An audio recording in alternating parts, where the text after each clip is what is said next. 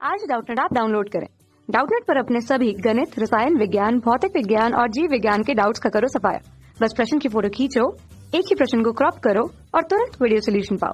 अभी डाउनलोड करें। हेलो दोस्तों, हमारा प्रश्न है एकल स्लिट विवर्तन प्रतिरूप पर क्या प्रभाव पड़ेगा यदि स्लिट को कुछ और पतला अर्थात नैरो कर दिया जाए। ठीक है, तो देखिए ये एकल स्लिट विवर्तन का प्रायोगिक व्यवस्था है जिसमें ये एक हमने स्लिट लिया है। ठीक है, ये स्लिट में हमने एक डी चौड़ाई की छिद्र की है। ठीक है, यहाँ पे हमने एक स्रोत से आपतित प्रकाश इस पे दे रहे हैं, तो इससे ये तरंगार्क निकलेगी। ठीक है, जो क्या होगी, हर एक बिंदु से इसके किनारे से मुड़ के विवर्तन की घटना प्रदर्शित करेगी और स्लिट से ये पर्दे की जो बीच की दूरी है इसको हमने डी माना है। ठीक है, जिसपे विवर्तन प्रतिरूप हमें प्राप्त होगा।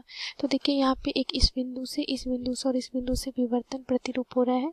ठीक है, और यहाँ पर एक हमें दीप्त फ्रिंज मिल रही है, उच्चिष्ट प्राप्त हो रही है, और इसी प्रकार हमें एक केंद्र पर भी दीप्त फ्रिंज ही प्राप्त होगी। ठीक है, जिसकी जो तीव्रता होगी सबसे अधिक होगी। ठीक है, और इस प्रकार से पर्दे पे क्रमिक रूप से तीव्रता क्या हो जाएगी, घटती हुई हमें प्रतीत होगी। जो केंद्र पर तीव्रता होगी सबसे अधिक होगी, उसके बाद हमें एक निम्निष्ठ प्राप्त होगा, फिर हमें उच्चिष्ट जिसकी तीव्रता पहले से कम होते जाएगी।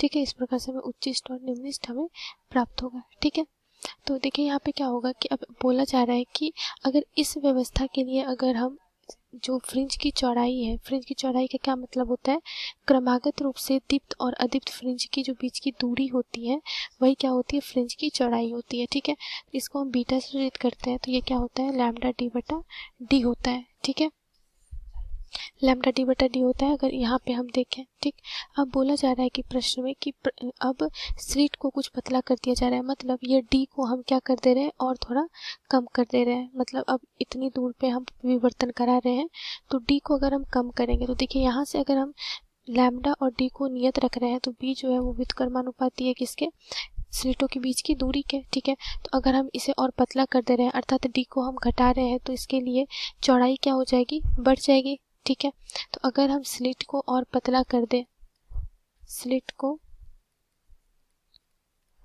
पतला करने से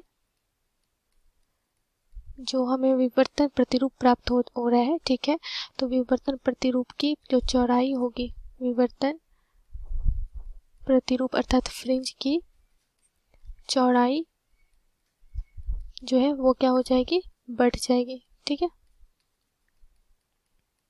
तो यही प्रभाव पड़ेगा। तो ये हमारे प्रश्न का उत्तर है। धन्यवाद।